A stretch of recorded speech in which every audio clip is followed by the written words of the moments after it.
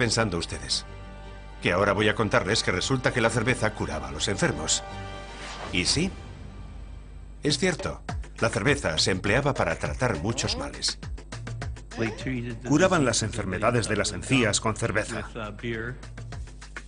Y con los restos del grano que habían usado para fabricar la cerveza, los quemaban y hacían una purga anal con la que tratar las enfermedades intestinales. Ese remedio en particular debió de quedar pronto pasado de moda. Pero la antigua cerveza marcó el inicio de una asombrosa revolución en la medicina 3000 años antes de su tiempo. El doctor George Armelagos es profesor de antropología. Analiza los huesos de las momias para descubrir los detalles de la vida de los antiguos egipcios. Recientemente ha hecho un descubrimiento que ha sacudido los cimientos de la ciencia moderna. Casi se me para el corazón. Me dije, esto es algo muy importante. Encontró restos de tetraciclina, un moderno medicamento milagroso, en restos óseos de hace 3000 años. Es un descubrimiento grandioso. Es como si al desenvolver una momia la encontraras con unas gafas Ray-Ban sujetas a la frente. Era realmente sorprendente. Los científicos le dijeron a Armelagos que debía haberse equivocado. Y no sin razón. Porque la tetraciclina es un antibiótico que no fue descubierto oficialmente hasta 1948. De modo que lo que teníamos que descubrir era cómo había llegado la tetraciclina hasta el interior de aquel hueso. Fuera lo que fuese lo que había inoculado antibióticos del siglo XX en aquellos viejos huesos, tenía que hallarse en la dieta de los egipcios. La tetraciclina era tan abundante en aquellos huesos que tenía que ser algo que consumieran a diario. Probaron toda clase de antiguas recetas, pero sin resultado. Hasta que dieron con una que encajaba a la perfección. Entonces nos encontramos con las recetas de la cerveza. Había la posibilidad de que la cerveza fuese la fuente de tetraciclina. Armelagos y su equipo prepararon la cerveza según las instrucciones de una receta que databa de 3000 años atrás. Por increíble que parezca, cuando la analizaron, comprobaron que rebosaba del moderno antibiótico. Los resultados fueron categóricos. Se trataba sin duda de tetraciclina, y la fuente de la tetraciclina era la cerveza. El descubrimiento le devolvió a Armelagos su prestigio, y el mundo científico se vio obligado a aceptar que la antigua cerveza se había adelantado a la medicina moderna en 3000 años. Es alucinante. Oficialmente fue este hombre de aspecto huraño, Alexander Fleming, quien descubriera los antibióticos en 1928, lo que le llevó a ser merecedor del premio Nobel. Pero ya es hora de que el auténtico ganador se lleve su parte de gloria. Un paso adelante, cerveza.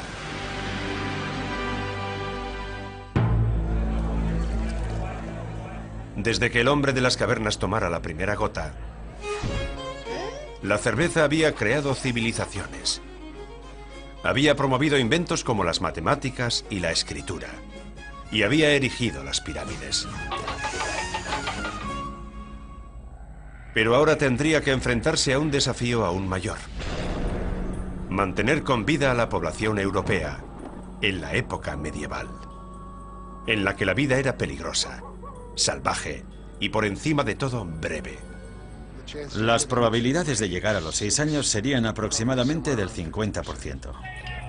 Las guerras, las plagas, y aún había un enemigo peor: el agua. Llamarla agua fresca era un eufemismo. Estaba llena de excrementos, de los despojos de los carniceros, era fétida y nauseabunda. Si bebías de aquello, tenías muchas probabilidades de morir.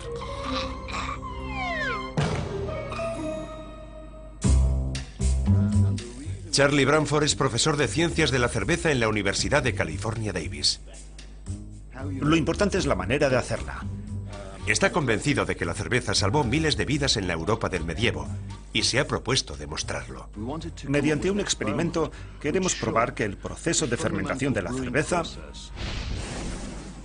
elimina los microorganismos, las bacterias que hacían enfermar a la gente. Bamford y sus colegas preparan una típica cerveza medieval. Primero cogen agua de un estanque de patos y la analizan en el laboratorio. Este es el mismo test que hace la industria alimentaria para detectar si hay bacterias fecales. ¿Fecales? Qué mal suena eso, ¿verdad? Un organismo como la bacteria E. coli puede provocar graves enfermedades intestinales y un estanque como este puede contener grandes cantidades de E. coli. Ahí está, entre los excrementos de los patos. Y es tan letal como lo era en la Edad Media. Esta agua no es apta para beber. Utilizando una receta medieval, el equipo de Bamford elabora una cerveza de hace 1000 años en un moderno laboratorio. Molemos la malta y la mezclamos con el agua. Después de una hora más o menos, cogemos el líquido, le quitamos los residuos sólidos y lo hervimos. Después lo dejan fermentar durante una semana. Bueno, vamos a ver los resultados del experimento. ¿Es segura la cerveza? Después de haber convertido el agua del estanque en cerveza, la volvemos a analizar y no muestra resto alguno de la bacteria, así que es apta para el consumo. Una milagrosa transformación.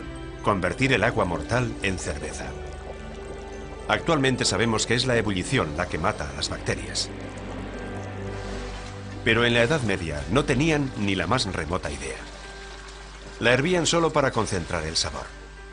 Y así, accidentalmente, salvaron millones de vidas. La vida en la Edad Media debía ser bastante miserable, y la cerveza era la bebida más segura que podían consumir. En la Edad Media funcionó, pero ¿qué piensan de esta cerveza en el siglo XXI? Tiene un olor especial, un poco perfumado. Salada. Se parece a la tostada. Está muy buena. Y cuando les contamos de dónde ha salido la cerveza, Me tomas el pelo. ¿No? ¿Con el agua de un estanque de patos? Bueno, los patos lo han hecho bastante bien, ¿no? Pues no está mal. el agua del estanque era letal. Pero en la Edad Media, gracias a la cerveza, la gente podía beber todo lo que quisiera. Y vive Dios que así lo hacían. Todo el mundo tomaba cerveza. Bebían cerveza desde que nacían hasta que morían. En el siglo XVI se tomaban unos 300 litros de cerveza por año. Todo el mundo, hombres, mujeres y niños. O sea, 6 veces más de lo que bebemos hoy en día. Sí, como lo oyen, 6 veces más. Semejante demanda convertía a la cerveza en oro líquido, y el grupo que tenía su control eran los monjes. La iglesia no solo sobrevivió gracias a la cerveza, sino que se enriquecieron con ella. En la Europa medieval los monjes eran maestros cerveceros, y la cerveza era un regalo de Dios. Claro que la gente iba a la iglesia, porque sabían que a la salida les esperaba una cerveza. La sagrada alianza entre cerveza y Biblias se prolongó durante siglos. Pero ni siquiera la iglesia pudo monopolizar la bebida para siempre. Una nueva generación se sintió atraída por la cerveza. Eran empresarios. Se hicieron con la cerveza y en el proceso transformaron Europa.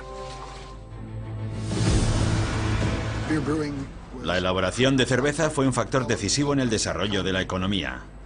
Fue el revulsivo para la creación del intercambio, el comercio, la banca y las finanzas. En otras palabras, para la creación del capitalismo moderno. Por eso en Europa todavía hoy se sigue venerando a la cerveza. ¡Cerveza! Norteamérica, tierra de libertad y hogar de valientes. Y edificada sobre la cerveza. La cerveza es la historia secreta de América, está en nuestro ADN. Algunos de los padres de Norteamérica tienen otra cosa en común. George Washington, Thomas Jefferson y Sam Adams fueron todos ellos cerveceros. Unidos fermentaron una nación. Junto con Benjamin Franklin, para el que la cerveza era algo más que una simple bebida. Era además una evidencia del orden divino del universo. Por eso dijo textualmente que la cerveza es la prueba de que Dios nos ama y quiere que seamos felices. Mensajes inspiradores como este son los que hacen surgir grandes naciones. Pero de no ser por la cerveza, los primeros colonos jamás habrían arribado a Norteamérica, en el Mayflower. La cerveza era vital en el Mayflower. El agua pronto se habría contaminado en la bodega del barco. En cambio, el lúpulo y el alcohol mantenían la cerveza fresca durante todo el viaje. La cerveza mantuvo con vida a los colonos durante la travesía y además condicionó el lugar en el que se establecería la colonia fundacional. El Mayflower se dirigía a Virginia, pero de pronto estalló la tragedia. La cerveza se agotó en el barco, así que decidieron desembarcar en el punto más cercano, en Plymouth. Una vez en tierra, lo único que se atrevían a beber era cerveza. ¿Por qué no querían beber agua? Porque sabían que en Inglaterra, si bebías agua, caías enfermo. Así que a pesar de que los ríos norteamericanos bajaban impolutos, los colonos no bebían un trago de agua que no se hubiera convertido previamente en cerveza. La cerveza fue una de las claves de su supervivencia. Cuando la cerveza se acabó, la supervivencia de la colonia se vio comprometida. Tenían que hallar alguna forma de elaborar cerveza. Pero no tenían ni cebada ni lúpulo. Hasta que las ardillas vinieron a su rescate. Parecían nueces, pero a los colonos se les ocurrió la idea de probar con las bellotas. Y funcionó. La cerveza de bellota mantuvo con vida a Plymouth. Una vez que Plymouth estaba ya a salvo, durante el siglo XVII la cerveza se expandió por el resto de Norteamérica a través de una extraordinaria red de comunicaciones. El equivalente a Internet de la época. Antes de Google, Twitter y Facebook, ya estaban las tabernas. La taberna era el centro comercial y al mismo tiempo era un nudo de comunicación, el lugar donde la gente recibía e intercambiaba información. Las tabernas conectaron a toda Norteamérica y convirtieron así una colonia en una nación. La cerveza no tardaría en ser la protagonista de uno de los grandes acontecimientos de la historia humana. La Revolución Americana. El 16 de diciembre de 1773, la lucha por la independencia contra los británicos se inició aquí, en la Green Dragon Tavern de Boston. Grupos como The Sons of Liberty se quejaban de la opresión que sufrían. Aquí se tomaban una cerveza y conspiraban, y se tomaban otra. Aún se puede sentir toda aquella pasión descontrolada. Algo tenía que ocurrir aquella noche. Es la hora, adelante. Los hijos de la libertad se dirigieron al puerto de Boston. Abordaron los barcos allí atracados y echaron el té por la borda.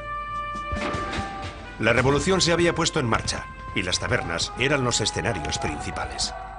Las tabernas eran los centros en los que se planeaba, se discutía, se debatía y se acordaba la actividad revolucionaria.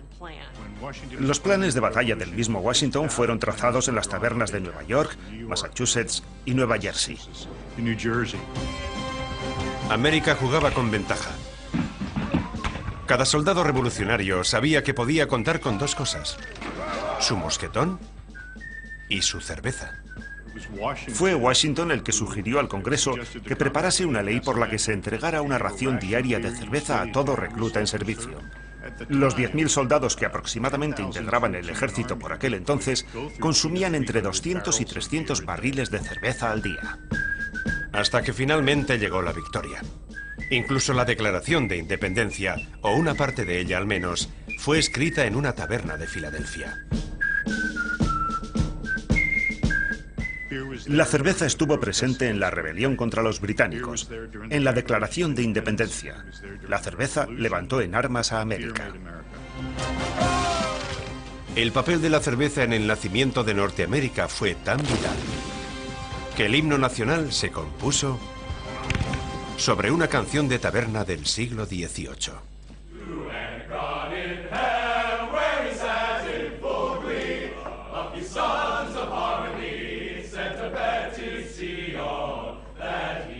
Las palabras han cambiado, pero la melodía es la misma. En sus orígenes era una prueba para saber si estabas sobrio. Si eras capaz de cantar la canción, aún podías tomar otro trago más. En la actualidad es el himno de las barras y las estrellas. La cerveza contribuyó al descubrimiento de América y además le proporcionó un himno a la joven nación.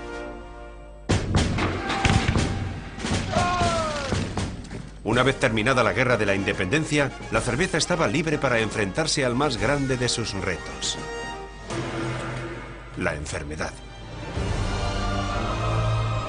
El enemigo más ancestral de la humanidad. En pleno siglo XIX, la medicina se encontraba todavía anclada en la Edad Oscura, hasta que la cerveza vino a rescatarla. La cerveza y la ciencia han caminado de la mano. La cerveza brindó a la ciencia médica un descubrimiento tan importante que desde entonces cambió radicalmente nuestra forma de entender las enfermedades. Muchos de los principios científicos que hoy aplicamos a la salud, a la enfermedad y a todo lo demás provienen de la industria cervecera. La cerveza fue la base de la